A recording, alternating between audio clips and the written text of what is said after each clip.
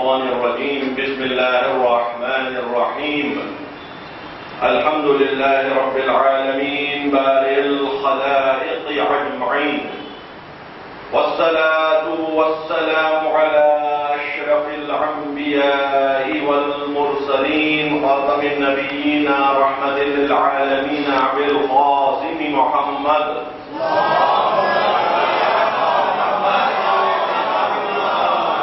وعلى آل بيته الطيبين الطاهرين المعصومين المظلومين لا سيما بقية الله في الأرضين. أما بعد فقد قال الله سبحانه وتبارك وتعالى في محكم كتابه وهو أصدق القائلين وقوله الحق بسم الله الرحمن الرحيم وما محمد إلا رسول قد خلت من قبله الرسل أفإن مات أو قتل انقلبتم على أعقابكم ومن ينقلب على عقبيه فلن يضر الله شيئا وسيجزي الله الشاكرين. صلوات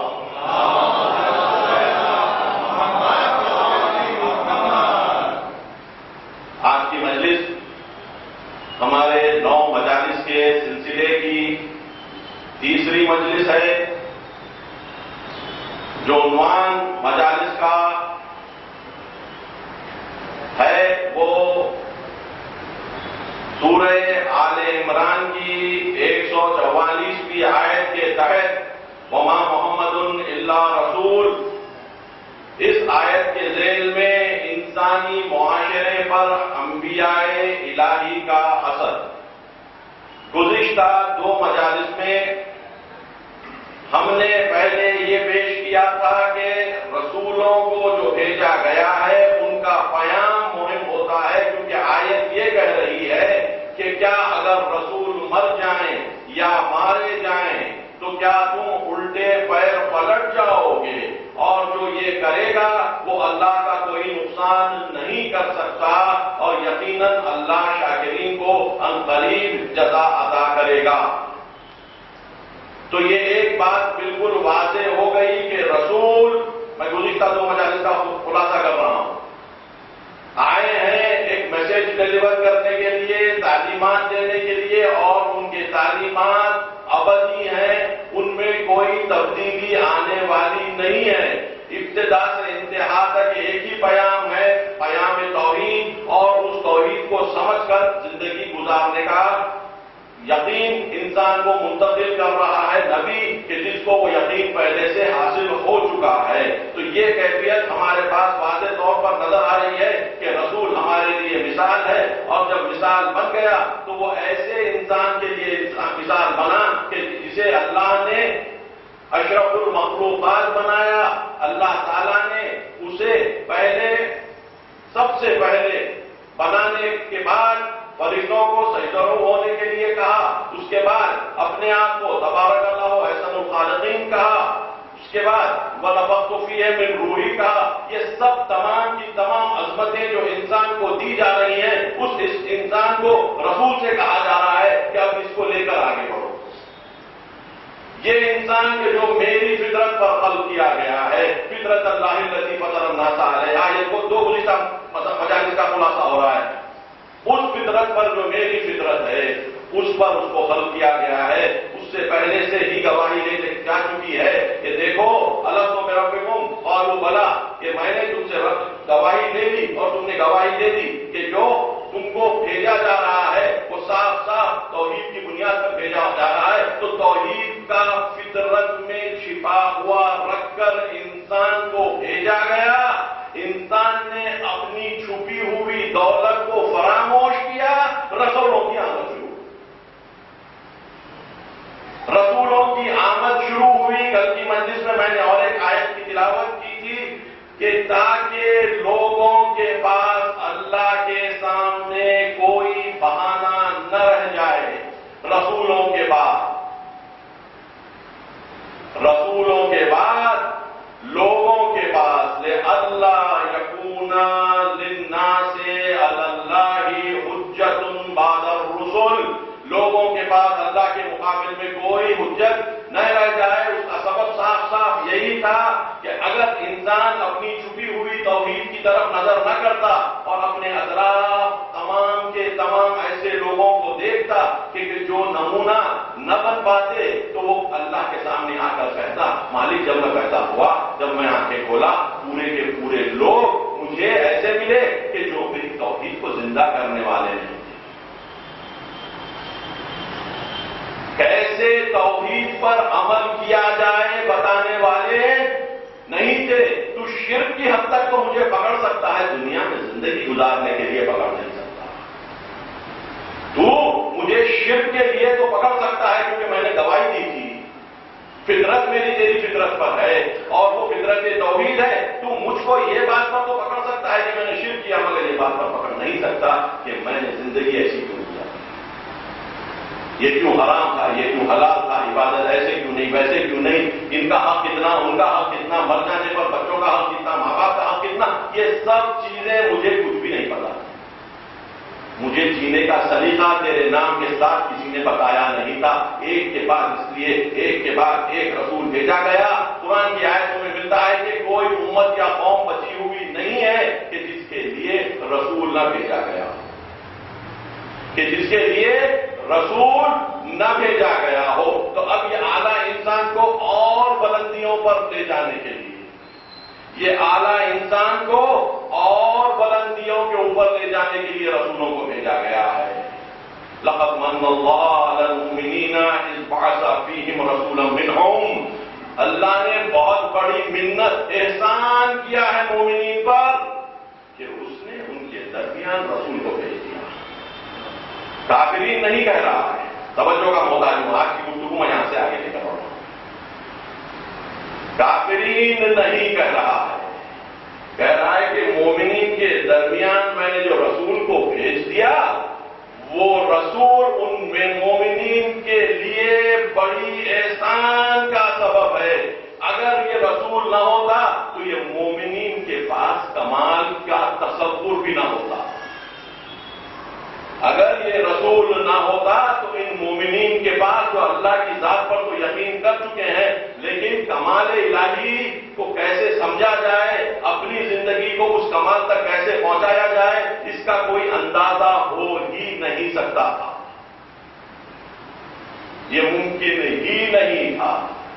یہاں پر رسولوں کی آمد انسانوں کو بتانے لگی۔ اس عنوان سے ہم کو سمجھنا ہے کہ اگر ہم سمجھتے ہیں کہ بغیر رسول کے ہم سویلائزیشن بنا لیں گے، بغیر رسول کے ہم سوسائٹی بنا لیں گے، بغیر رسول کے ہم قوم بنا لیں گے، تو یاد رکھیں کہ بغیر رسولوں کے کچھ نہیں بنتا۔ ماڈرن سویلائزیشن جو آج ہم اپنے سامنے دیکھ رہے ہیں، کافی حد تک مرہون منتیں ان افراد کے ہے، ان افراد کے تحت اثر ہے کہ جو اللہ پر یقین رکھتے ہیں۔ آج بھی دنیا میں اللہ کے ماننے والے، گاڈ کا تصور رکھنے والے، گاڈ کو قبول کرنے والے، اپنا کوئی خالق ماننے والے اکثریت میں ہیں، باوجود اس کے کہ اتنے الحاد کی دن رات تبلیغ ہو رہی ہے۔ آج کے بھی اگر آپ اسٹیٹسٹک دیکھ لیں، آپ اویلیبل ہو جائیں گے انٹرنیٹ پر، آج بھی بہت بڑی پرسنٹیج 60 کے اوپر کم از کم اس بات کی قائل ہے کہ ہمارا کوئی نہ کوئی خالق ہے۔ ساتھ میں اگر ہم یہ بات کو لے کر چلیں کہ ان امتوں کو دیکھیں جو کرسچن ہیں، جو ہیں، مسلمان ہیں، یہ خود ایک پرسنٹیج بنتے ہیں، اگر سے جوس کی تعداد بہت ہی کم ہے، بہت ہی محدود ہے۔ کرسچنز اور مسلمانوں کو آپ دیکھ لیں تو یہی تعداد بہت بڑی ہو جاتی ہے۔ اور اگر جیسے کہ ابتدا میں اہل حنوت کو صاحب کتاب سمجھا جاتا تھا، جب پہلے مسلمان ہندوستان میں آئے تو کیونکہ وید نام جیسی کتابیں اہل حنوت کے پاس، انڈینز کے پاس تھیں، تو ان کو بھی اہل کتاب سمجھا جاتا تھا۔ ان کے پاس کتاب تھی جس میں توحید تھی، لیکن اس میں پھر اتنا شرک اضافہ کر دیا گیا تھا تحریف کے ذریعے سے کہ وہ کتاب کی حقیقت اب وحدانیت سے ہٹ کر شرک والی ہو گئی، گرچہ ان کے پیامات میں، ان کے کلامات میں ہم کو واضح طور پر توحید کا تصور ملتا ہے۔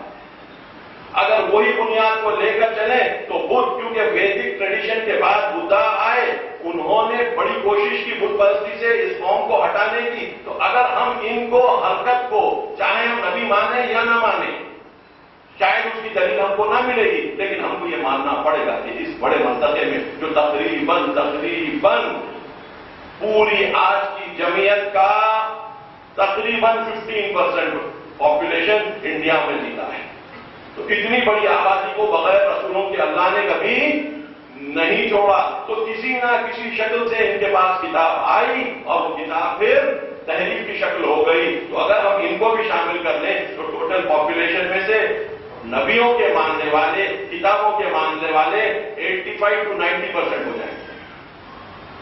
تو اگر ہم یہ سمجھ کر چل رہے ہیں کہ نبیوں کا رول سوسائٹی میں بہت ہی محدود ہے، یہ ہماری غلط فہمی ہے۔ آج کی دنیا بڑی حد تک انہی افکار کے تابع ہے کہ جو پیغمبروں نے چھوڑ کر اپنی قوموں میں گئے تھے، گرچہ اسے تحریف کر لیا گیا ہو۔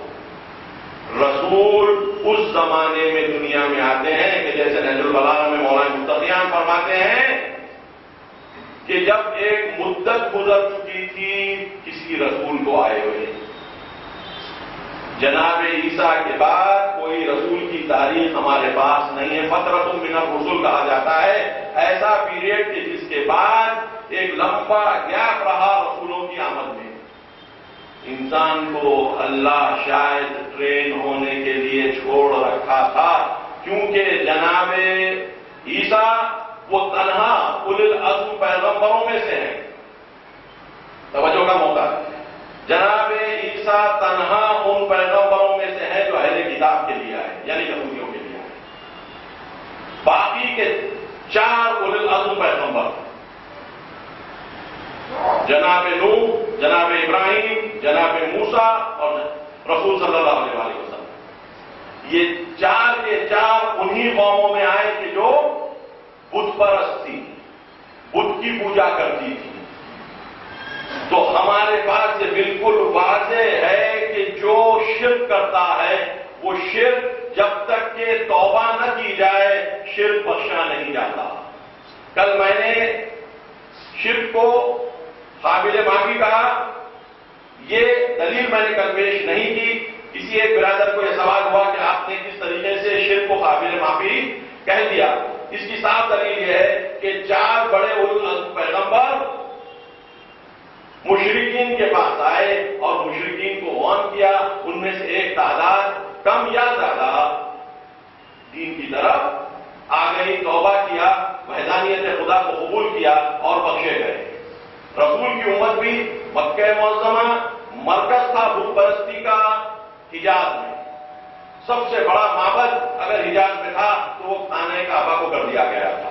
وہاں کے اطراف کے لوگ جو بھی مکے آتے، حتیٰ مدینے کے انصار بھی جو آتے تھے وہ خود مشرکین تھے جو رسول کے بعد ایمان لانے کے رسول کی نصرت کی۔ تو ایمان کے بعد شرک معاف، توبہ کے بعد شرک معاف۔ قرآن کی آیت جہاں پر کہا جا رہا ہے کہ اگر تم شرک کرو گے تو بخشا نہیں جائے گا، وہ قیامت کے دن ہے۔ قیامت کے دن کسی کو شرک کرنے کے بعد اگر دنیا میں ایمان کی طرف نہ آیا ہو تو بخشش نہیں ہوگی، شفاعت نہیں ہوگی۔ یہ بالکل واضح دلیل ہے، فقط میں یہ چاہ رہا تھا کہ یہ بات کو روشن کر دوں تاکہ کسی کے پاس یہ گمان نہ ہو کہ اگر ایک مرتبہ شرک کر چکے ہیں تو دنیا میں پھر کبھی بھی ایمان لانے سے کوئی فائدہ نہیں ہے۔ ایسی بات اگر ہوتی تو پھر یہ 4 اولو العزم پیغمبروں کو بھیجنے سے فائدہ ہی کیا تھا؟ بھیجنے سے فائدہ ہی کیا تھا؟ تو یہ بات میں نے کل کے سوال کے لیے جواب کے طور پر رفیع صاحب بھیجے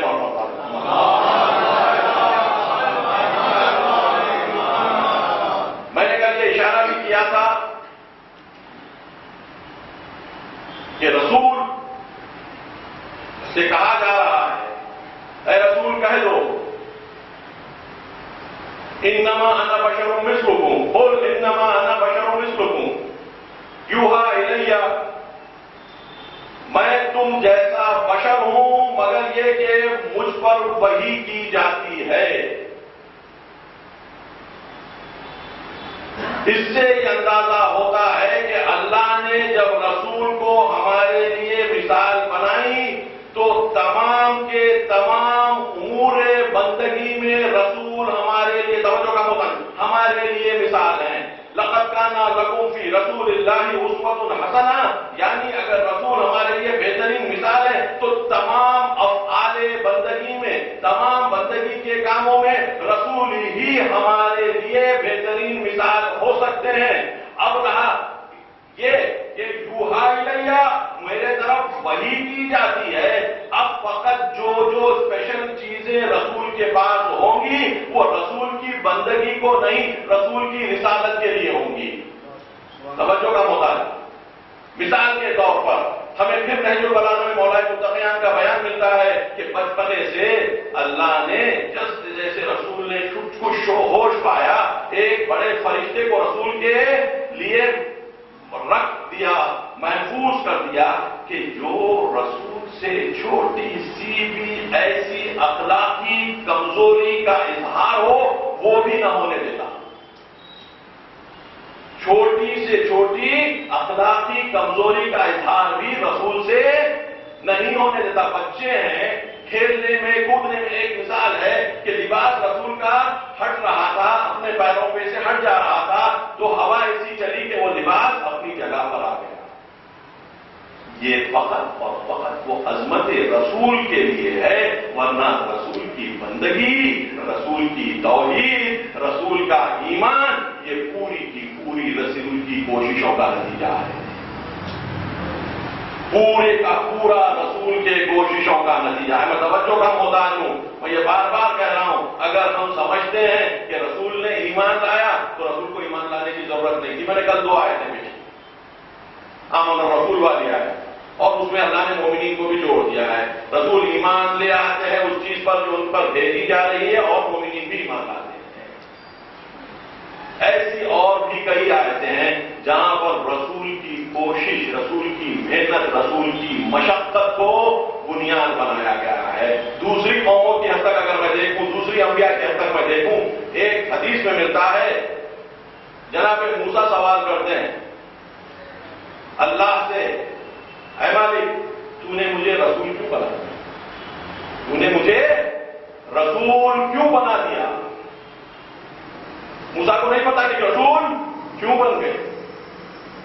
اللہ نے کہا ہے موسیٰ، یاد ہے تم جب بکری چرایا کرتے تھے، تمہارے مندے میں سے ایک بکری کا بچہ غائب ہو گیا، تم نے اس کی تلاش کی، اسے ڈھونڈا، اس کو ڈھونڈنے کے بعد تم نے اسے اپنے کھانے پر ڈال دیا اور کہا اے بکری کے بچے تو نے اتنا جوخم کیوں لیا؟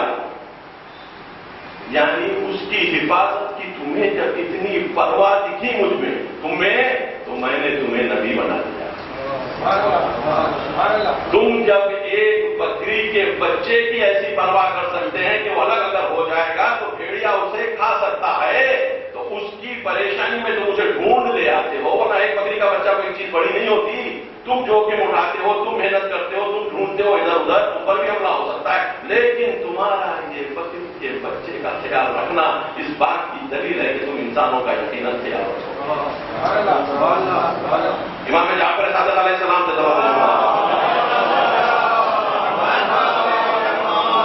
حدیث ملتی ہے کہ اللہ نے کسی نبی کو نہیں بھیجا مگر یہ کہ بھیڑ بکری چلانے کے ذریعے سے ان کو اس چیز کا عادی بنا دیا کہ وہ بکریوں کی، بھیڑ کی توجہ کر کے، ان کا خیال رکھ کے انسانوں کے خیال کی طرف آ جائیں۔ تو ان کی ٹریننگ بھیڑ بکری کی توجہ اور ان کو اچھا رکھنے پر ہوئی۔ پہلے سے ہی کسی رسول کو بنا ٹریننگ کے وارث نہیں کیا گیا، اور ٹریننگ کہاں پر ہوئی؟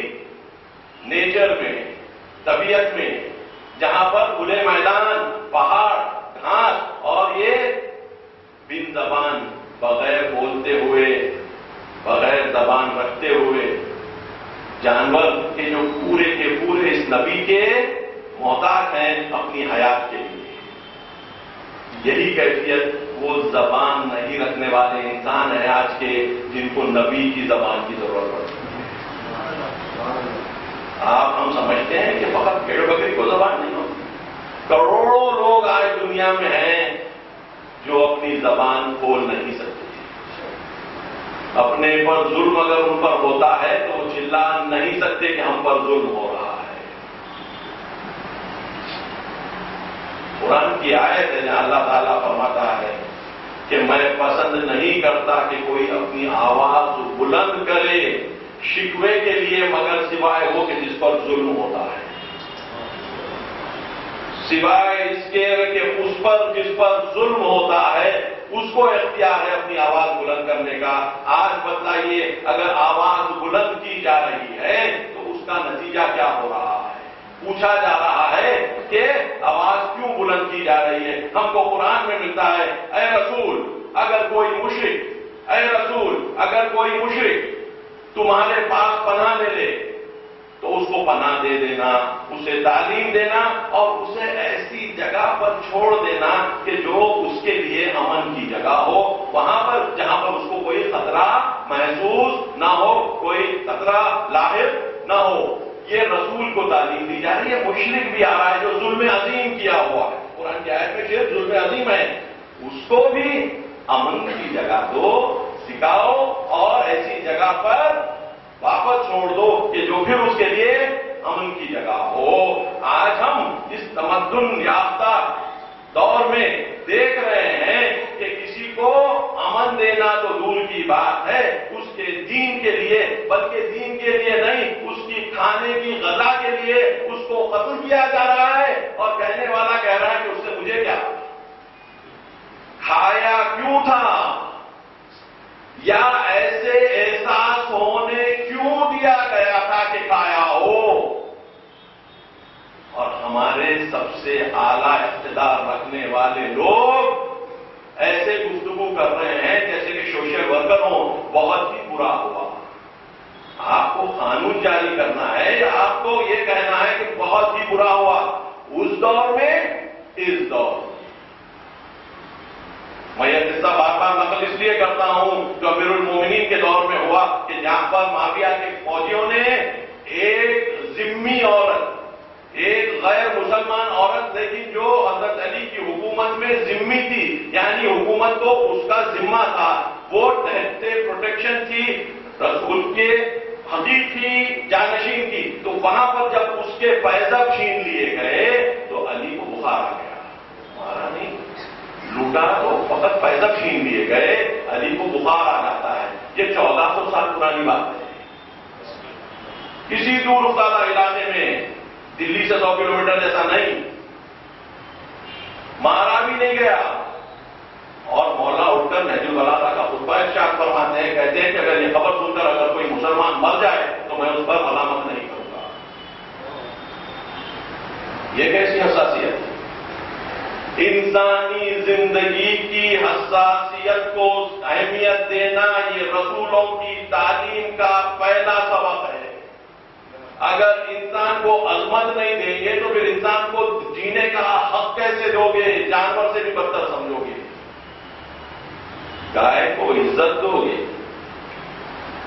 اور انسان جس کے لیے گائے بنی ہے اسے عزت نہیں دو گے۔ گائے کا ہر سوسائٹی میں ایک رول ہے۔ قانون سازی حکومتوں کا اختیار ہے، قانون سازی حکومتوں کا اختیار ہے۔ قانون بنانا چاہیے، قانون جو بھی بنے اس جگہ پر رہنے والوں کو اس قانون کی پابندی کرنا پڑتا ہے۔ ایک ڈیموکریسی ہو یا کوئی اور طریقہ ہو، ایک سوشل کانٹریکٹ ہوتا ہے آپس میں کہ ٹھیک ہے آپ یہ قانون بناتے ہیں، ہم اس قانون کی پابندی کریں۔ یقیناً اکثریت کو یہ اختیار ہے کہ وہ قانون بنا سکے، اکثریت کو یہ اختیار ہے کہ قانون بنا سکے، یہ چیز ایسی استعمال نہ کی جائے۔ گرچہ پرانی کتابوں میں ان کے پاس بھی گائے کا استعمال ہوتا ہوگا، لیکن ان کو اختیار ہے یہ قانون بنانے کا کہ ہاں اب سے نہ کاٹا جائے، کوئی بری چیز نہیں، اور اگر کوئی کاٹتا ہے تو اس کی یہ سزا ہوگی، کوئی بری بات نہیں ہے۔ لیکن کسی کے گھر میں گھس کے کسی کو نکال کر ان کے بیوی بچوں کے سامنے کاٹ دینا یہ نہایت ظلم ہے، اور ممبر سے اگر ظلم کے خلاف آواز نہیں اٹھائی جائے گی تو یہ ممبر حسینی ممبر باقی نہیں رہے گا۔ فکر افسوس یہاں کاشت نہیں کر سکتی، کربلا تاج کو برداشت نہیں کر سکتی۔ کربلا سے ہم تاج کو برداشت کرنے پر مجبور نہ کریں، کبھی کربلا تاج کو نہیں برداشت کر سکتی۔ آج ظلم ہو رہا ہے تو ظلم کے لیے ہم کو آواز اٹھانی ہے، اٹھانی چاہیے، اور کانسٹیٹیوشنل طریقے سے جتنا ہم بول سکتے ہیں ہم کو حق بنتا ہے کہ بولیں۔ ہماری کتاب ہم کو بولتی ہے، جس کانسٹیٹیوشن کے تحت ہم ایک سوشل کانٹریکٹ کے تحت ہم کام کرتے ہیں دوسری قوموں کے ساتھ، کانسٹیٹیوشن کو ہم مان کر چلتے ہیں ایک سوشل کانٹریکٹ کے طور پہ جو ہم میں اور اکثریت کی قوم میں ہوا ہے، تو قوانین کو فالو کرنا ہمارا ذمہ ہے۔ لیکن ظلم کے خلاف جہاں پر کوئی قانون نہیں کام کر رہا ہے وہاں پر اگر ہم آواز نہیں اٹھائیں گے تو یہ یاد رکھیے یہ ظلم بڑھتا بڑھتا ہمارے گھر تک آ جائے گا۔ پہلے جب لوگ یہ سوچتے تھے کہ ہم اگر کچھ نہیں بولتے تو ہمارا کیا جاتا ہے، قرآن کی آیت آ کر کہتی ہے تب فتنہ لا تصیبن الذین ظلموا منکم خاصہ، تم اس فتنے سے بچو جو تم میں فقط ظالمین تک ہو کر نہیں رہے گا۔ تمہارے برے کاٹ دیے جائیں گے، مت سمجھنا تم تک بھی آ جائے گا اگر تم ظلم کے خلاف آواز نہیں اٹھاؤ۔ یہ پوری فکر آپ اگر دیکھیں تو انبیاء والی فکر میں جاتی ہے۔ مولا کا ایک بہت ہی مشہور جملہ ہے، فرماتے ہیں میرے لیے مظلوم طاقتور ہے اس لیے کہ اس کے ساتھ اللہ ہوتا ہے۔ میرے لیے مظلوم طاقتور ہے اس لیے کہ اللہ اس کے ساتھ ہوتا ہے، اور ظالم کمزور ہے اس لیے کہ اللہ اس کے مخالفت میں ہوتا ہے۔ یہ فکر کہاں سے آئی؟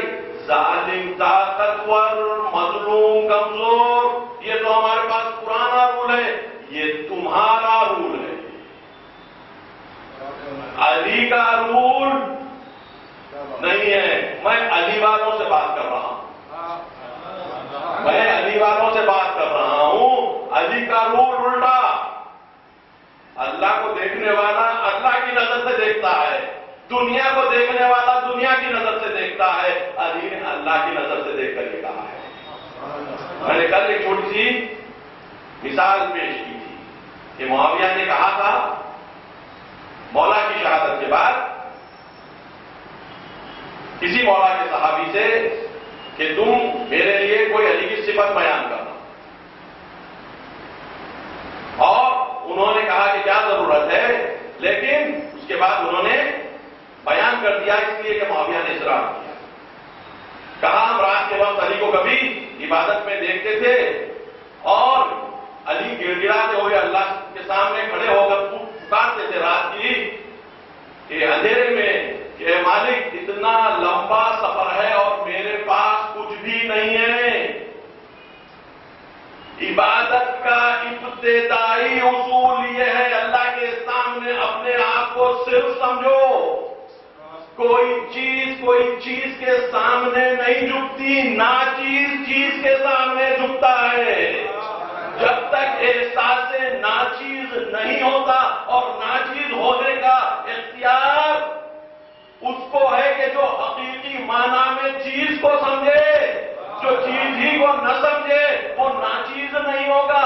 اللہ کے یقین کا، اللہ پر یقین رکھنے کا، اللہ کے سامنے جھکنے کا وہ جو کمال علی کے پاس تھا وہ علی کی اکمال ایمان کا نتیجہ تھا۔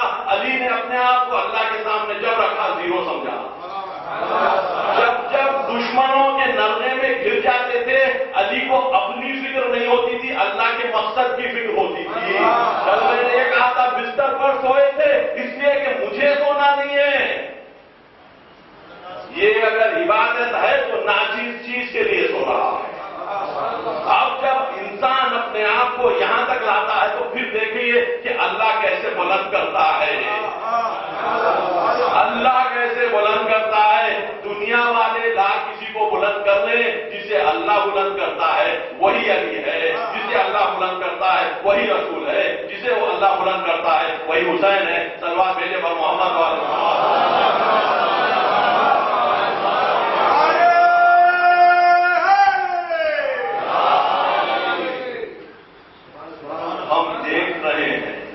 ایمان کیا کرتا ہے کیا نہیں کرتا۔ کل کی مجلس میں بھی اشارہ کیا تھا کہ اللہ یہ چاہتا ہے کہ ہم لوگوں کے لیے بہترین مثال بنے اور ان پر حجت بنے اور رسول ہم پر گواہ بنے. كذلك جعلناكم أمة وسطا لتكونوا شهداء على الناس ويكون الرسول عليكم شهيدا. اس طریقے سے ہم نے تمہیں ایک متوسط درمیانی قوم بنایا تاکہ تم لوگوں پر گواہ بن سکو. تم اپنے دنیا کے کاروبار اللہ کی مرضی کے ساتھ ایسے چلاؤ تاکہ لوگ تم کو دیکھنے کے بعد اگر تمہارے طریقے پر نہیں آئیں گے تو ہم ان کو تمہارے ذریعے سے عذاب کریں گے. قیامت کے دن تم شہید کے طور پر لائے جاؤ گے کہ تمہاری بستی میں رہنے والی یہ قوم کیسی تھی, تم ایسے کیوں نہیں بنے. تمہاری بستی میں رہنے والا یہ فرد کیسا تھا, تم کیسے نہیں بنے. اور ہمارے کو ہمارے لیے جو اسٹینڈرڈ بنایا جائے گا وہ رسول ہے, اور رسول کے اسٹینڈرڈ کے مطابق ہم کو کام کرنا ہے. اور رسول کا اسٹینڈرڈ معمولی اسٹینڈرڈ نہیں ہو سکتا. رسول نے ایمان کو اپنے ایسا بنایا, عبادتیں ایسی کی, توجہ کا محتاج ہوں, ایسی عبادتیں کی کہ رسالت جب مل گئی لیکن رسول کے نزدیک ترین رشتہ دار رسول کی رسالت کو ماننے سے انکار کرتے ہیں. دعوت ذوالعشیرہ میں انذر عشیرتک الاقربین قرآن کی آیت آتی ہے 3 سال بعد رسول کی وجہ. انذر عشیرتک الاقربین, اے رسول قیامت سے ڈراؤ اپنے نزدیک ترین رشتہ داروں کو. 2 دن تو بالکل بات ہی نہیں ہوتی, تیسرے دن کی دعوت میں بات کھلتی ہے. رسول کہتے ہیں کہ میں اللہ کی طرف سے رسول بھیجا گیا, مجھ پر ایمان لاؤ. کوئی جواب نہیں, کوئی جواب نہیں. سبھی رشتہ دار بیٹھے ہیں, رسول کے کئی چچا موجود ہیں, ان کے بچے موجود ہیں, علی بھی موجود ہیں. علی اٹھتے ہیں, پھر سبھی خاموش, پھر علی اٹھتے ہیں, پھر سبھی خاموش. رسول اعلان کرتے ہیں کہ جو میرا ساتھ دے گا وہ میرا وزیر رہے گا, میرا جانشین رہے گا. یہ اہل سنت کی کتابوں میں بھی آپ کو مل جائے گا. رسول کو, رسول کی خود قوم چھوڑ دیجیے, خاندان رسول ماننے کو تیار نہیں ہے. قرآن کی آیت ملتی ہے کہ یہ سوچتے کیسا. قالو کہتے ہیں کہ کیوں یہ قرآن نازل نہیں ہوئی ان 2 بڑے گاؤں کے کسی عظیم شخص پر. لولا نزل هذا القرآن على رجل من القريتين عظيم. کیوں نازل نہیں کی گئی یہ کتاب کسی عظیم فرد پر, مکے یا طائف کے 2 بڑی آبادیاں. وہ دیکھ رہے تھے رسالت کو دنیا کی, جاؤ حشم میں, جن کے پاس بہت زیادہ پیسہ ہو, بڑے باغات ہوں, بڑی شخصیت ہو, دبدبا ہو, بھاری گھوڑے ہوں, ہزاروں اونٹ ہوں, ان کو تو نبوت نہیں ملتی, اور یہ یتیم عبداللہ کو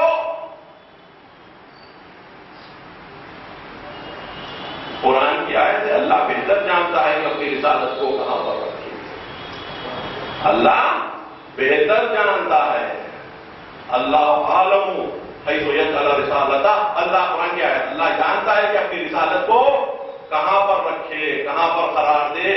دنیاوی میزان کو رسالت کے لیے ڈھونڈنے والے جب ان کو دنیا نظر نہیں آنے لگی رسول سے ہٹ گئے, اور جو رسول کو دنیا کے خاطر نہیں لیا سمجھے تھے, نہیں مانے تھے, وہ رسول کے ساتھ ٹکے ہوئے رہے. ہم دوسری طرف دیکھتے ہیں ابو ذر غفاری, سلمان فارسی. نہ ابو ذر مکے کے تھے, مکے سے کافی فاصلے پر ایک مقام تھا غفار, وہاں کے رہنے والے تھے. سلمان فارسی ایرانی تھے, ڈھونڈتے ڈھونڈتے رسالت کی خوشبو سونگتے سونگتے وہ آ گئے، ایمان لے آئے، اور رسول کا چچا ابو لہب ایمان سے قاصر رہا۔ رسول کے چچا عباس جنگ بدر میں قیدی بنا کر لائے گئے، رسول کے خلاف جنگ کی پکڑے گئے، قیدی بنا کر لائے گئے۔ یہ کیسی بات ہے کہ رسول کے خانوادے میں رسول کے ماننے والے اتنے کم، سوائے ابو طالب کے اور علی کے، رسول کی پناہ کے لیے اس جگہ پر مکے میں کوئی نہیں آتا۔ کئی مرتبہ ہم دیکھتے ہیں کہ جب رسول سے جسارت کی جاتی تھی، اونٹ کے پیٹ کا سامان رسول پر لا کر کعبے میں ڈال دیا جاتا تھا، تو جناب فاطمہ تو ذرا سلام علیہ چھوٹی سی لڑکی تھی، وہ آ کر یہ سب گندگی ہٹا کر اپنے باپ کو لے جاتی تھی۔ اس لیے خطاب ملا ام ابیہا، یہ اپنے باپ کی ماں ہے۔ جیسا ماں خیال رکھتی ہے اپنے بچے کا، ویسا یہ رسول کی بیٹی اپنے باپ کا خیال رکھتی ہے۔ رسالت کی پرواہ، علی کٹنے کو تیار ہو جاتے تھے، رسالت کی پرواہ تھی۔ جب ہمارے ذہنوں سے رسالت نکل جائے گی، رسول ہمارے لیے تبرک بن جائیں گے، آل رسول ہمارے لیے تبرک بن جائیں گے۔ رسولوں کو اور آل رسول کو تبرک بنانے کے نتیجے میں ہمارے میں وہ اصول رائج ہونا شروع ہو جائیں گے جو الہی نہیں ہوں گے۔ ایک ہی راستہ الہی اصولوں کے قوموں میں رائج ہونے کا مرسلین ہے، اور ان کے راستے کو آگے بڑھانے والے ائمہ ہیں۔ ان کے علاوہ اگر ہم کہیں اور جا کر خدا کو ڈھونڈ لانے کی کوشش کریں گے، شیطان مل جائے گا، اللہ کے ایمان کا ایک خطرہ ملنے والا نہیں ہے۔ اگر ہم رسالت کے راستے سے ہٹیں گے ذرا، امامت کے راستے سے ہٹیں گے ذرا، تو یہ ہماری بدقسمتی ہوگی۔ اگر ابھی تک بدقسمتی ثابت نہیں کسی کو ہوئی ہے تو ہم بدقسمت تھے، ہیں، رہیں گے یا نہیں رہیں گے ہماری مرضی۔ ہم نے ما قدر اللہ حق قدرہ، اللہ شکوہ کرتا ہے انہوں نے تو اللہ کی کوئی قدر کیسے کرنی تھی کی ہی نہیں۔ قرآن میں رسول قیامت کے دن شکایت کرتے ہیں اللہ سے، میری یہ قوم نے اتخذوا ھذا القرآن مہجورا، یہ میری قوم نے قرآن کو پیٹھ پیچھے ڈال دیا، یہ میری قوم نے قرآن کو پیٹھ پیچھے ڈال دیا۔ قرآن پیٹھ پیچھے ڈالنے والی چیز ہے۔ میں اور بحث کو آگے بڑھاتا ہوں۔ نہج البلاغہ میں مولا فرماتے ہیں، کان علی اخن فی الدین، میرا ایک بھائی تھا، میرا ایک دینی بھائی تھا، جو شارحین نہج البلاغہ ہیں، جنہوں نے شرح کی ہے نہج البلاغہ کی، تفصیل سے نہج البلاغہ پر کامنٹری لکھی ہے، وہ کہتے ہیں عثمان ابن مظعون کی بات ہو رہی ہے۔ اس خطبے میں مولا ارشاد فرماتے ہیں، یہ میرا دینی بھائی تھا۔ بتاتے ہیں کہ عثمان ابن مظعون وہ پہلے شخص تھے جو مدینے میں رسول کے آنے کے بعد انتقال کیے، اور بقیع میں ان کو دفنایا گیا۔ تو بقیع کا جو آج قبرستان ہے اس کے پہلے مدفون عثمان ابن مظعون ہے، جس کے بارے میں مولا یہ فرما رہے ہیں کہ اس زمانے سے لے کے مولا کے دور تک بہت بڑی لمبی مدت گزر چکی ہے، تقریباً 35 سے 40 سال۔ مولا یاد کر رہے ہیں 35 سے 40 سال پرانی بات۔ کہہ رہے میرا ایک بھائی تھا، دین کا بھائی تھا، رشتے کا نہیں، رشتے کے بھائی تو بہت جنگ لڑے، رشتے داری تو ابو سفیان اور معاویہ سے بھی، رشتے داری تو یزید سے بھی، وہی قبیلے تھے، بنو امیہ وہی قبیلے سے تعلق۔ لیکن یہ بھائی کیسا تھا؟ مولا فرماتے ہیں وہ چیز جو میری نظروں میں اس کو بلند کرتی تھی، اس کی نظروں میں دنیا کا چھوٹا ہونا تھا، دنیا کا اس کی نظروں میں پست ہونا میری نظر میں اس کو بلند کرتا تھا۔ علی جب یہ کہہ رہے ہیں کہ اس کی نظروں میں دنیا کا پست ہونا میری نظروں میں اسے بلند کرتا تھا، عثمان ابن مظعون کا انتقال ہو گیا، رسول نماز پڑھانے کے لیے گئے۔ ان کی زوجہ نے کہا کہ کتنے خوش قسمت ہیں عثمان کہ آپ ان کی نماز پڑھا رہے ہیں، اور یقیناً یہ تو ان کے جنت کی بشارت ہے۔ رسول نے پلٹ کر قرآن کی اس آیت کی تلاوت کی، ترجمہ پڑھ رہا ہوں، میں کوئی رسولوں میں نئی بات کرنے والا نہیں ہوں، مجھے نہیں پتا کہ میرے ساتھ کیا ہوگا یا تم لوگوں کے ساتھ کیا ہوگا قیامت۔ توجہ کا محتاج ہوں، توجہ کا محتاج ہوں، ذرا سنبھل کے سنیے، سنبھل کے سنیے، صبر کے ساتھ سنیے۔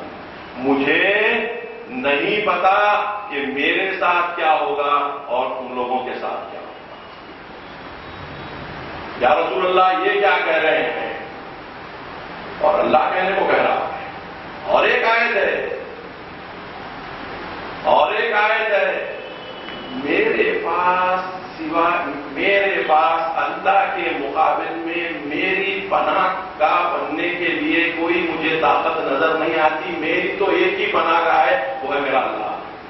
رسول ہے اللہ کے مقابل میں کوئی چیز میرے پاس میری پناہ گاہ کے لیے موجود نہیں ہے، میری پناہ گاہ تو سوائے اللہ کے کوئی نہیں ہے۔ لَتَجِدَ ہرگز میں کبھی نہیں پاؤں گا سوائے اس کے ٹھکانہ، ملجا، ملتحدہ، ریفیوج، پناہ گاہ۔ توجہ کا محتاج کسی بھی رسول کو یا امام کو اگر آپ یہ بات بول دیں کہ ان کو یقین ہے ہر چیز، جب شہادت ان کی کب ہوگی، کیوں ہوگی، کیسے ہوگی، سب ان کو پتا ہے، کب شہید ہوں گے، کب نہیں ہوں گے، اللہ کو کوئی اس کے اندر دخل نہیں ہے، یہ ہمارا عقیدہ نہیں ہے۔ توجہ کا موقع ہے۔ اللہ کا اختیار اپنی جگہ پر کامل ہے۔ جب جب رسول عبادت کو ٹھہرتے تھے، یہ احساس کے ساتھ ٹھہرتے تھے کہ میں تیری ہدایت کا محتاج ہوں، تیری مغفرت کا محتاج ہوں، اگر تو میری ہدایت اور مغفرت نہیں کرے گا تو میں کہیں گا نہیں رہوں گا۔ وہ سبب بنتا تھا کہ ہدایت بھی ہوتی تھی، مغفرت بھی ہوتی تھی۔ اگر ذہن میں یہ آ جائے کسی رسول یا امام کے کہ میں تو جنت میں جا ہی رہا ہوں، میں تو جنت میں جا ہی رہا ہوں، یقیناً رسول جنت میں جائیں گے، رسول اپنے تعلق سے نہیں کہیں گے وہ جنت میں جاؤں گا، وہ آپ کی ہماری سمجھ، عقل، فہم کا نتیجہ ہوگا، نہ قرآن کہے گا نہ رسول کہے گا۔ یہ کیوں کہا جا رہا ہے؟ تاکہ یہ نہ کہا جائے ان کو تو اپنے یقین کا آخرت کا، ہم کو یقین نہیں تھا، اس میں ہم ڈلمول یقینی میں رہے۔ ہر مرحلہ، ہر لمحہ رسولوں کو، ائمہ کو اپنے یقین کو باقی رکھنے کے لیے شدت سے عبادت کرنی پڑتی تھی۔ یہی میں بول رہا ہوں کہ یہ میراث مت سمجھنا، یہ راتوں کی عبادتیں یہ کوئی میراث نہیں ہے، مشقت ہے جو اپنے ایمان کی حفاظت کے لیے کی جا رہی ہے۔ جتنا ایمان بلند ہوگا اس کی حفاظت اتنی مشکل ہوگی۔ قرآن میں اللہ کہہ رہا ہے رسول ہم نے تمہیں مبعوث نہیں کیا کہ تم اپنے اوپر مشقت کر لو۔ علی کے گھر سے ہزار تکبیروں کی آواز ایک رات میں آیا کرتی تھی، 1000 رکعت نماز علی رات بھر میں پڑھ لیتے تھے۔ رسول کا حال یہ ہوتا تھا کہ جب نیند ہوشیار ہوتی کنارے پانی رکھتے تھے، وضو کرتے تھے نماز کے لیے، جب تک تھک نہیں جاتے نماز پڑھتے، تھک جاتے پھر لیٹ جاتے، تھوڑی نیند لیتے، پھر اگر نیند ہوشیار ہوتی تو پھر کھڑے ہو جاتے تھے، پیروں پر وہم آ چکا تھا۔ یہ کیوں؟ یہ اس لیے کہ اللہ کی قدرت اور عظمت کا خیال ہے۔ ہمارا چوتھا امام جسے ہم زین العابدین کے لفظ سے یاد کرتے ہیں، جب حج کے لیے نکلتا تھا اور لبیک کہتا تھا تو رنگ زرد ہو جاتا تھا کہ میں نے تو اللہ کو لبیک کہہ کر آ گیا ہوں، لیکن اگر اس کی طرف سے جواب نہ ملے تو کیا ہوگا؟ وہی امام کہتے ہیں فرض سے کہ دیکھو کتنے کم حاجی ہیں اور کتنے زیادہ پکارا کرنے والے ہیں۔ ہم جب کعبے کو جاتے ہیں، ہم جب زیارتوں کو جاتے ہیں، ہم میں وہ ہمبلنس ہے کیا جو رسول اور علی کو اپنے خدا کے سامنے رہا کرتی ہے؟ کیونکہ ہم کو جو مثال بن کر پیش کی ہوگی جائے گی وہ رسول اور علی کی جائے گی، صحیح ہے یا غلط؟ لیکن ان کی ہیوملٹی اور ہمبلنس، ان کی انکساری، فروتنی کیسی، اور ہمارا کیا حال ہو گیا؟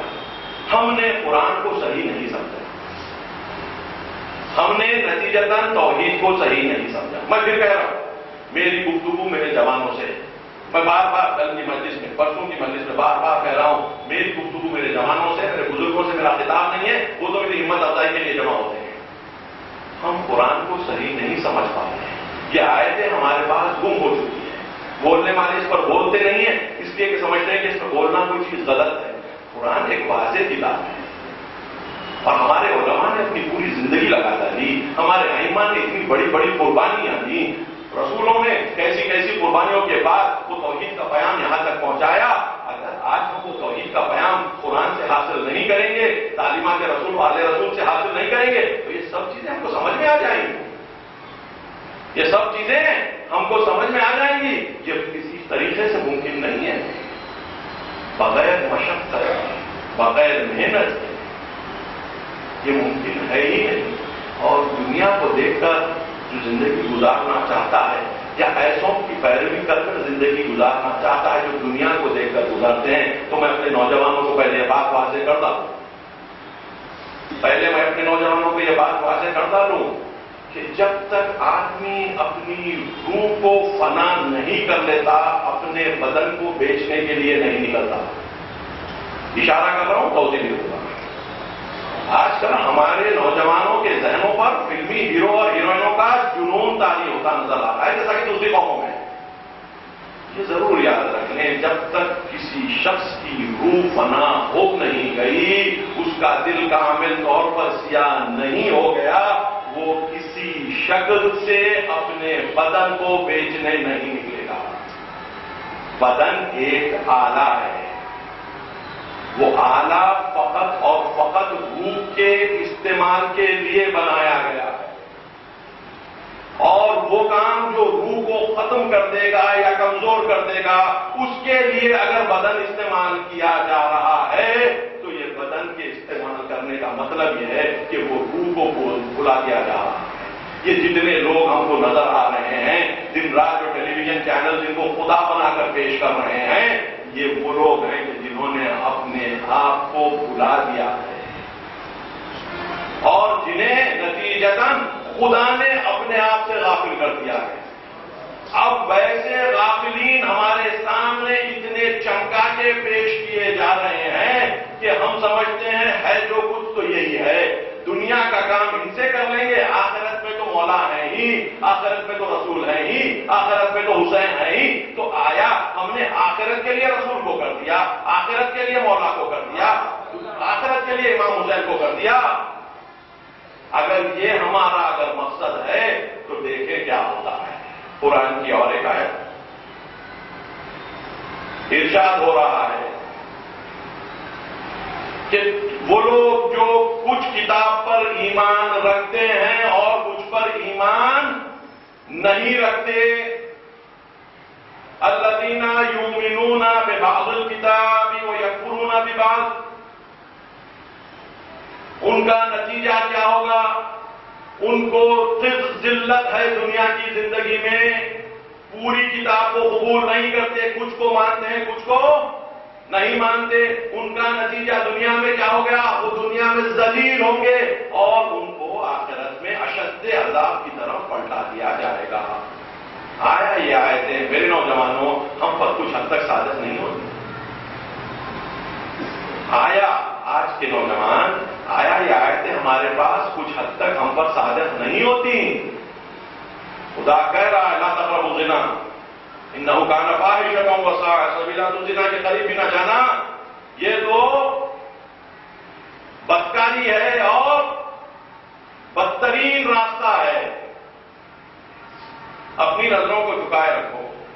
مومنین سے بھی کہا جا رہا ہے، مومنات سے، ذالک ازکی لہم واطہر، یہ تمہارے لیے زیادہ پاک و پاکیزہ ہے۔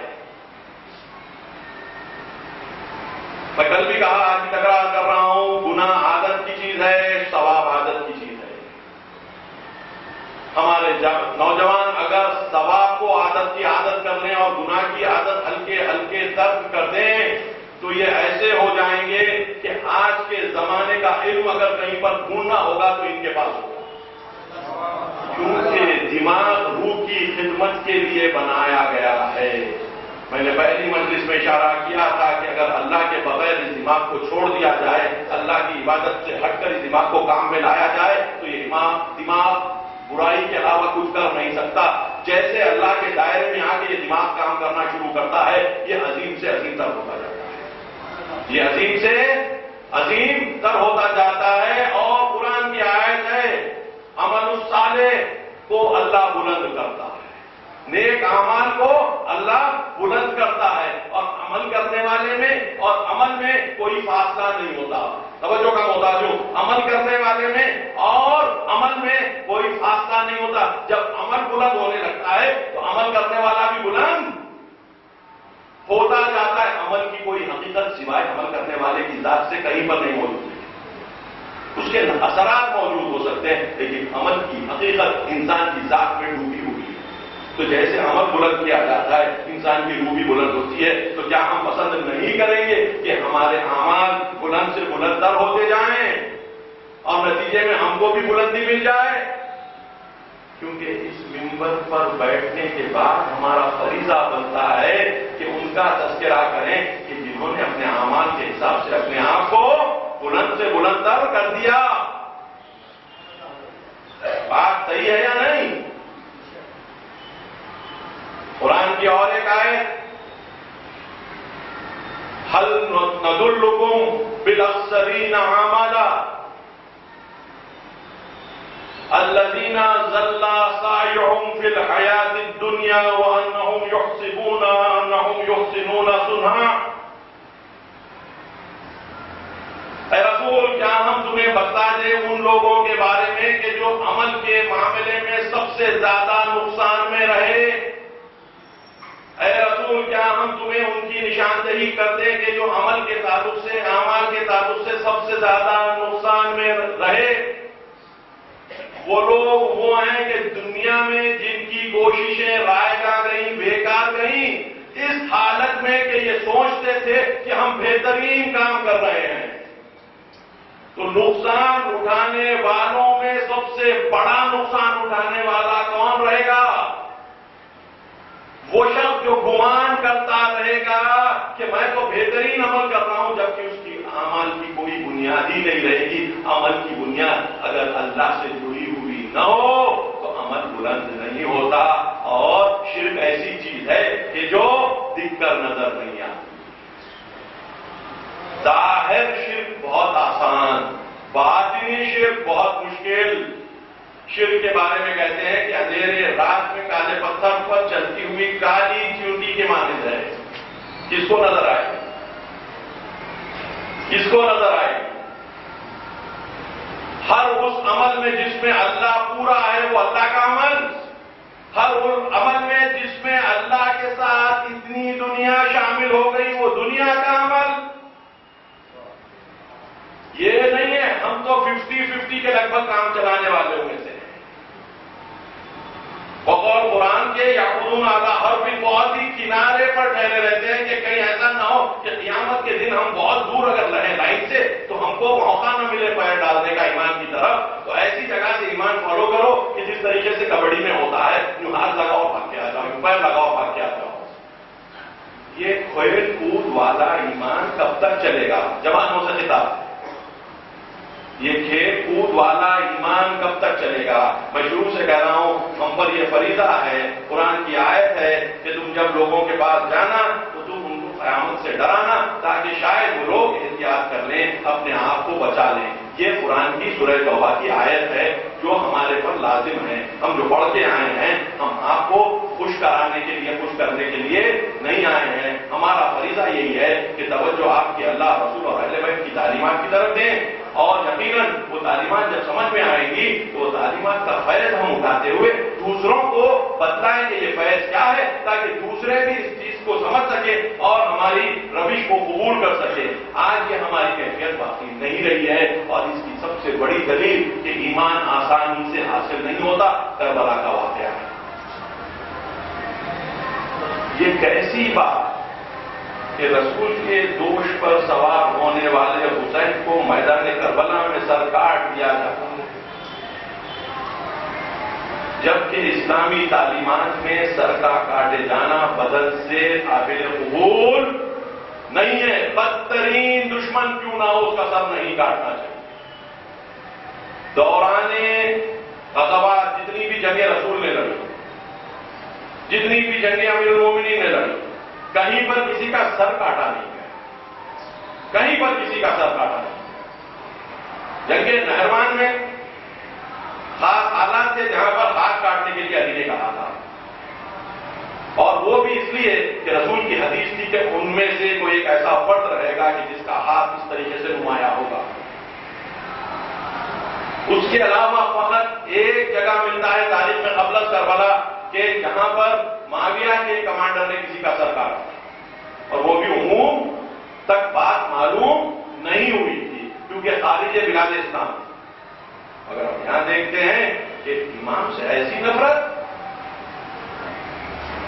یہ ایسی نفرت کہ بدن پر گھوڑے چڑھا دیے گئے ہوں.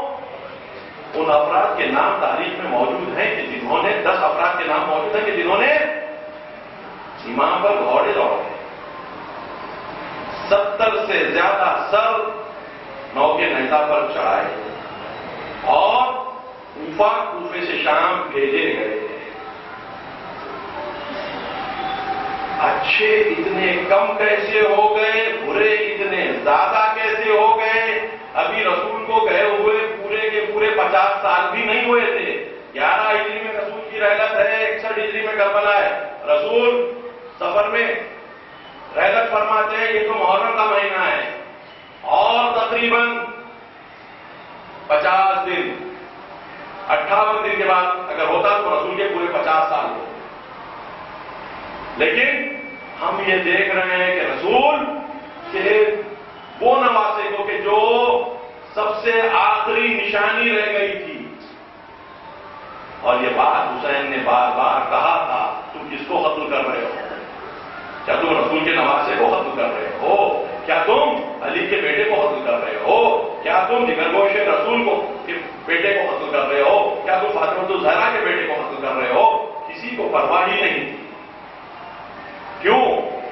اصول جب تبدیل ہو جاتے ہیں تو اصولوں پر چلنے والے عام طور پر ان اصولوں پر چلنا پسند کرتے ہیں جو رائے کسی اصل کا، کسی رول کا اجتماع میں شیوع پیدا کر لینا.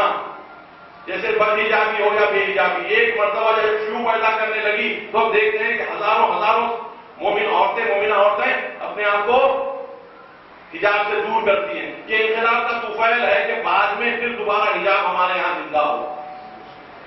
تو سوسائٹی میں رسومات کی روش یہ ہوتی ہے. تو ایمان جیسے جیسے سوسائٹی میں کم ہوتا گیا، حسین کے ساتھی کم ہوتے گئے اور حسین کے دشمن بڑھتے گئے. حسین تو تبدیل ہونے والے نہیں تھے، دنیا کی ہوا کے مطابق چلنے والے نہیں تھے. کئی لوگوں نے کہا کہ آپ کیوں یہ جوخم مولتے ہیں، یہ خطرہ کیوں مولتے ہیں؟ آپ کو ضرورت ہی نہیں ہے. آپ مدینے میں خاموش رہیے، کوئی آپ کو کچھ نہیں کرے گا. آپ یزید کی مخالفت کیوں نہیں کرتے؟ ایک کے بعد ایک امام حسین نے روایات رسول احادیث رسول کو نقل کیا کہ کوئی اگر جب دیکھ لے کوئی حاکم ہے کہ جو حلال کو حرام کو حلال کر رہا ہو اور اس کے خلاف حرکت نہ کرے تو اللہ اسے اسی حاکم کے ساتھ مشہور کرے گا۔ آج اگر ہم اپنی کمیونٹی میں برائیاں دیکھیں گے اور ہم یہاں پر ممبر پہ بیٹھنے والے ان برائیوں کو اندیکھا کر دیں گے یہ کہتے ہوئے کہ ہم تو نہیں کر رہے ہیں، تو ہم کو بھی ان برائیوں کے اندر شامل کیا جائے گا۔ اب اندازہ لگائیے کہ وہ لوگ جو حسین کے قریب آ گئے ایسے ماحول میں، میں نے کل ان کا ذکر کیا تھا، ان کے کچھ مسائل میں نے بیان کیے تھے، جب ان کی شہادت کے قریب امام حسین ان کے بالین پر پہنچتے ہیں، سرانے پہنچتے ہیں، تو جو الفاظ امام حسین ادا کرتے ہیں، بختن بختن، مبارک ہو ہر تجھے، مبارک ہو ہر تجھے، اس حالت کفر میں سے نکل کے آنے والے مومن، تیری شہادت تیری مبارکباد کی مستحق ہے۔ ویسی ہم دیکھتے ہیں زہیر بن قائم کے لیے، زہیر ظاہراً عثمانی تھے، تیسرے خلیفہ کے ماننے والے تھے، زیادہ اہل بیت سے قریب لوگوں میں سے نہیں تھے۔ جب امام حسین کا کاروان آگے بڑھ رہا تھا، زہیر بن قائم بھی ساتھ ساتھ تھے، مگر کوششیں کرتے تھے کہ کوئی ایسی منزل پر میں نہ رکوں جہاں پر امام حسین کا قافلہ رک رہا، کوشش کرتے تھے کہ کسی اور منزل پر قیام کریں، مکے سے کوفے کے راستے۔ ایک جگہ پر اتفاق ایسے ہوا کہ ان کو اور کوئی مقام نہیں ملا، وہیں پر آ کر انہوں نے قیام کیا، وہی منزل کے اوپر جہاں پر امام حسین کا قافلہ رکا تھا۔ امام حسین کو اطلاع ملی، امام حسین نے کہلا بھجوایا۔ زہیر سوچ پہ پڑ گئے، زہیر کچھ سوچ پہ پڑ گئے۔ بیوی نے کہا کہ کیوں سوچ رہے ہو؟ ابن رسول اللہ نے تمہیں بلایا ہے، جاؤ۔ زہیر جانتے تھے کہ اگر جاؤں گا تو پھر واپس نہیں آؤں گا۔ ان کو یقین تھا کہ ایک مرتبہ میں امام سے ملوں گا تو مجھے معلوم ہو جائے گا کہ حقانیت ابن رسول اللہ کیا ہے، اور وہ حقانیت کو دیکھنے کے بعد، اور ہوا ویسے ہی، جب ابتداؤں رکے اور اس کے بعد جب ان کی اہلیہ نے کہا کہ جاؤ، وہ گئے، واپس آ کر کہہ دیا کہ میں امام کے ساتھ ہو رہا ہوں، تم اپنی جگہ چلے جانا۔ سب کو آزاد کیا، امام کے ساتھ جڑ گئے۔ امام کے دل میں کیا نہیں خوشی آئی ہوگی، یہ اندھیرے کے چراغ ہے، یہ ایک اندھیرے کا چراغ ہے۔ اسلامی سوسائٹی میں، اسلامی معاشرے میں اس دور کے رسول کے 50 سال بعد اتنا اندھیرا چھا چکا تھا کہ یہ ٹمٹماتے ہوئے نہیں، بڑے بڑے چراغ جب روشن ہوتے تھے تو دنیا کو کتنا روشن کیے نہیں پتا، مگر حسین کے دل کو بڑی ٹھنڈک دیے، حسین کے دل کو بڑی ٹھنڈک دیے، زینب کے دل کو بڑی ٹھنڈک اور آس اور سکون دیے، چاہے وہ حر ہو، چاہے وہ زہیر قین ہو، یا پھر وہ اصحاب کو دیکھ لیں گے جو ابتدا سے ہی ساتھ رہے تھے۔ حبیب ابن مظاہر امام حسین کے بچپن کے ساتھ، حضرت علی نے جب منتقل کیا کیپٹل کو مدینے سے کوفہ، وہ آپ بھی منتقل ہو گئے، اور حسین کو خط لکھنے والوں میں سے سب سے پہلے فرد آپ ہی مانے جاتے ہیں، اور آپ ہی تھے کہ جو مختلف طریقوں سے جب مسلم ابن عقیل کوفہ ہے تو ان کے فنڈز کو آرگنائز کرنا، لوگوں کو آرگنائز کرنا، اور انہی کے ذریعے سے ابن زیاد نے معقل غلام کو بھیج کر مسلم ابن عقیل کا پتہ بتایا، پہچان ہوا کہ مسلم چھپے کہاں پر ہے۔ ہاں بن عروہ کے گھر پر رکے ہوئے تھے، معقل پیسے لے کر آتا ہے کہ میں شیعوں میں سے ہوں، اور حبیب ابن مظاہر سے بات کرتا ہے، کہتا ہے کہ یہ رقم میں چاہتا ہوں کہ مسلم تک پہنچا دوں۔ حبیب نہیں جانتے تھے، حبیب عروہ کے گھر لے جاتے ہیں معقل کو، اور اس کے بعد پوری اطلاع جو ہو رہا ہے اور جو نہیں ہو رہا ہے وہ پوری کی پوری ابن زیاد کو ملتی رہتی ہے۔ نتیجہ یہ ہوتا ہے کہ عروہ کو بلاتا ہے، عروہ کو قید کرتا ہے، مسلم ابن عقیل کی بات میں شہادت باتیں ہوتی ہے، اس کے بعد عروہ کو بھی مار ڈالا جاتا ہے۔